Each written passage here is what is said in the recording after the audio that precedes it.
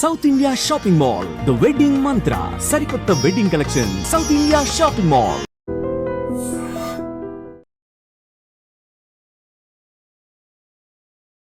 ఇప్పుడు అనుకోనిది జరిగింది మ్యామ్. ఇప్పుడు కవిత గారి రూపంలో వచ్చింది. ముందే వాళ్ళు ఆ కేసు ఈ కేసు అని అంటున్నారు. ఎవరు ఏమవుతుందో తెలియని పరిస్థితుల్లో ఇప్పుడు ఫ్యామిలీనే వచ్చింది. ఇప్పుడు దీన్ని ఎట్లా డీల్ చేస్తారు అని ఒకటి మ్యామ్. అంటే ఎవరో అంటే ఏమన్నా అనుకోవచ్చు. ఇప్పుడు కవిత గారి రూపంలోనే వస్తుందని తను కూడా ఎక్స్పెక్ట్ చేయలేదు కాబట్టి సరే ఇప్పుడు బుజ్జగింపుల నుంచి స్టార్ట్ చేసింది మ్యామ్. ఒకవేళ బుజ్జగింపులు జరగలేదు, తను మెట్టు దిగలేదు, ఏం జరగచ్చు అంటే బీజేపీ వైపు పోతుందా, అంటే అప్పుడు ఆల్రెడీ ఆఫర్ ఉంది కాబట్టి బీజేపీ వైపు పోతుందా, లేదంటే కొత్త పార్టీ పెడతారా, ఏం జరగవచ్చు? క్రమశిక్షణ చర్యలు తీసుకుంటారా అనేది కూడా చర్చ మ్యామ్. తీసుకుంటారా? సౌమ్య గారు, ఇలా చాలా అంశాలు ఉన్నాయి. బీజేపీకి ఆహ్వానించింది అప్పుడు పోతే అయిపోతుండే అని వాళ్ళ అమ్మ అనే వర్షన్ ఒకటి. బీజేపీ ఆహ్వానించకముందే కవిత బీజేపీకి వెళ్ళాలనుకుంది వాళ్ళ నాన్న సీఎం ఉన్నప్పుడే. అవునా? ఎందుకు? వై? అంటే ఫస్ట్ టర్మ్ గవర్నమెంట్ అయిపోయినాక ఎలక్షన్స్ టైంలో, ఇది నేను చెప్పేది 2018లో. ఓకే. సెకండ్ టైం గవర్నమెంట్ వస్తుందో రాదో, గవర్నమెంట్ వచ్చినా రాకున్నా నేను వస్తా, నాకు సెంట్రల్ మినిస్టర్ ఇవ్వండి అని మాట్లాడుకుంది కవిత. ఓకే. ఇది తెలుసా కేసీఆర్ గారికి? తర్వాత తెలిసిందా? నాకే తెలిసినప్పుడు కేసీఆర్ గారికి తెలియదండి. ఓకే, అదొకటి. సెకండ్, మరి అంత తొందర ఏమొచ్చింది? అంత వాళ్ళ గవర్నమెంట్ వస్తుందో రాదో అనే కాన్ఫిడెన్స్, రాదు అన్న కాన్ఫిడెన్స్ ఎందుకు వచ్చింది? పార్టీ రాని రాకపోని నా దారి నేను చూసుకుంటా అని ఆల్రెడీ డిసైడ్ అయిపోయినట్టే కదా. అవును. అదొకటి. సెకండ్, మరి మళ్ళీ గవర్నమెంట్ వచ్చినాక అయినా ఫస్ట్ టర్మ్లో ఒక్క మహిళ కూడా లేదు. మొన్న రాణి రుద్రమ్మ చెప్పిండ్రు నన్ను ఎట్లా అనగదొక్కింది అని. ఒక మహిళా మంత్రి లేదు. శంకరమ్మ లాంటి దానికి ఎమ్మెల్సీ కూడా ఇవ్వలేదు. మరి నా దారి నేను చూసుకుంటాను అనుకుంది, కానీ మరి సెకండ్ టర్మ్ గవర్నమెంట్ వస్తేనే తిక్కడే ఉంటుంది కదా. వచ్చింది అనుకున్నట్టు, వచ్చినాక తను ఓడిపోయింది. ఓడిపోయినా తన ఎమ్మెల్సీ తీసుకునే ముందు తీసుకోకుండా నేను నిజామాబాద్ ప్రజలకు సేవ చేస్తా, తెలంగాణ ప్రజలకు సేవ చేస్తాను అనుకొని ఆ ఎమ్మెల్సీని శంకరమ్మకి ఇప్పిస్తే ఈరోజు కవిత ఎక్కడుండేది? ఓకే. ఒక్క క్షణం కూడా ఆలోచించిందా? అట్లా అట్లా మిస్టేక్స్ చేసుకుంటా పోయినరులే. అదే ఇప్పుడు పోయినరులే కాదు, ఇదంతా మీకు అందరికి కనిపించింది కదా అండి. మీకు అందరికి కనిపించింది కదా. సంతోష్కు రాజ్యసభ ఇస్తున్నప్పుడు ఎందుకు ఆపలేదు కవిత? ఆపలేదా?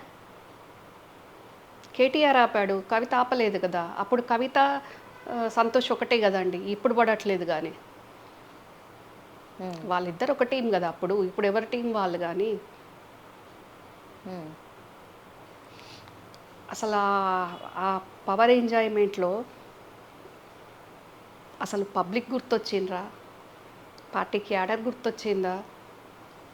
ఇప్పుడు ఏం చేస్తారు మరి? కేసీఆర్ గారు ఏం చేయాలా? క్రమశిక్షణ చర్యలు తీసుకుంటారా? ఏం జరగచ్చు?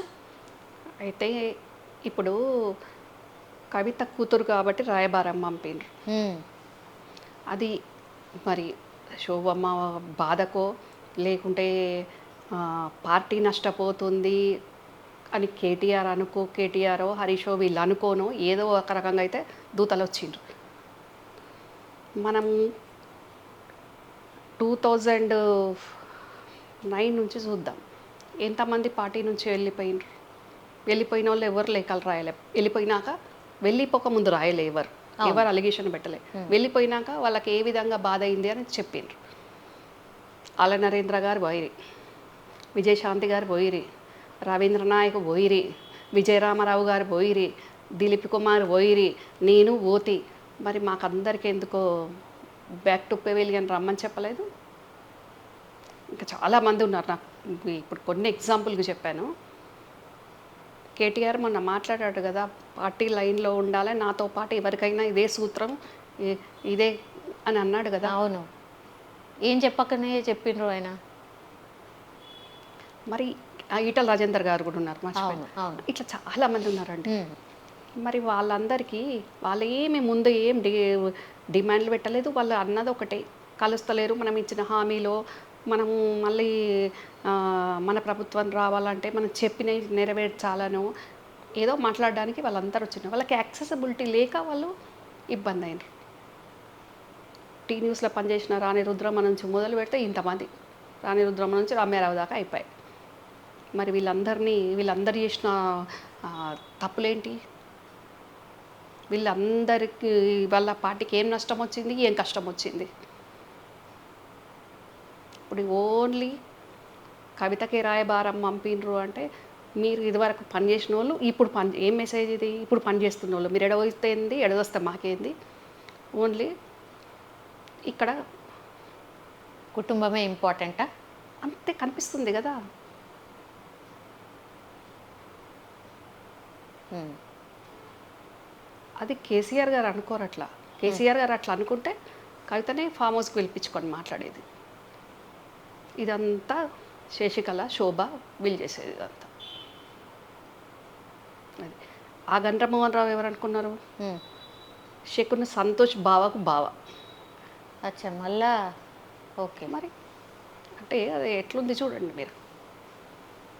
ఉమ్, ఆయనకు పవర్లు ఉన్నప్పుడు హైకోర్టులో ఏదో పెద్ద పోస్ట్ ఉండే గండ్రమోహన్ రావుకు. నెక్స్ట్ అసలు ఫ్యూచర్ ఏంది మ్యామ్? అసలు బీఆర్ఎస్ది ఏంది పరిస్థితి? అసలు కవిత గారు మరి నేను ఇంతకుముందు అడిగినట్టుగా ఇక కొత్త పార్టీ వైపు పోతుందా ఏంటి? అలా మీరు ఫస్టే చెప్పారు అనుకోండి, బుజ్జగించి ఇక ఏదో ఒకటి అమ్మా నీకు ఏదో ఒకటి ఇస్తతి అనే పరిస్థితి ఉన్నదా? లేకపోతే నిజంగానే ఆమె దారి ఆమె చూసుకుంటుందా? ఆమెకు అదే ఇష్టం ఉన్నదా? ఇప్పటికిప్పుడు కవితని పార్టీ ప్రెసిడెంటో ఏదో చేస్తే ఏది ఉండదు. అచ్చా, పార్టీ ప్రెసిడెంటే చేయాలి అంతేనా? ఇక పార్టీ ప్రెసిడెంట్ అంటే ఫ్యూచర్లో గవర్నమెంట్ వస్తే సీఎం అన్నట్టు కదండి. సరే, తనను పార్టీ ప్రెసిడెంట్ చేస్తారు మ్యామ్. నిజంగా క్యాడర్ ఆమె వెంట నడుస్తుందా? కేటీఆర్ గారు నడుస్తారా? హరీష్ రావు గారు వెంట నడుస్తారా? మీరు అన్నట్టుగా సంతోష్ రావు గారు వెంట నడుస్తారా? చేసిండ్రా అనుకోండి, ఆ అవసరం ఏంది ఇప్పుడు? నేను అడిగేది అది. వీళ్ళు నడుస్తారా నడవరా అనేది కాదు. ఆ అవసరం ఏంది? అక్కడ కేసీఆర్ గారు ఉన్నారు కదా. కేసీఆర్ గారి వల్లనే కదా ఇదంతా అయింది. తెలంగాణ గొట్లాడింది ఆయన. మరి ఇప్పటికిప్పుడు ఎందుకు తనకి ఏందా కోరిక ఏంది మరి? ఎందుకు అట్లుంది?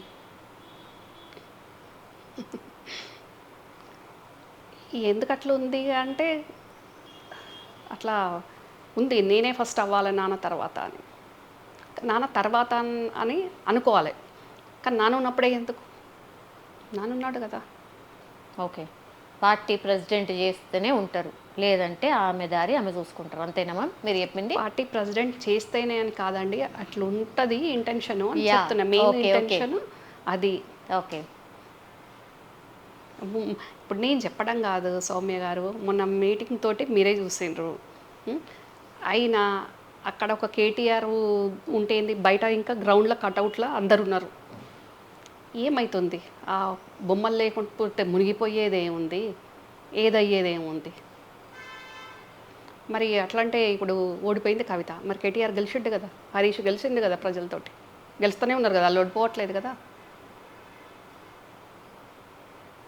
ప్రజలకు ప్రజలతోటి ఎవరు ఉన్నారు, ప్రజలు ఎవరిని రిసీవ్ చేసుకుంటున్నారు అని కేసీఆర్ గారు గమనిస్తున్నారు కదా. గమనించి పార్టీలో ఎవరికి ఇవ్వాల్సిన బాధ్యత వాళ్ళకి ఇస్తున్నారు కదా. అది మనం అర్థం చేసుకోవాలి కదా.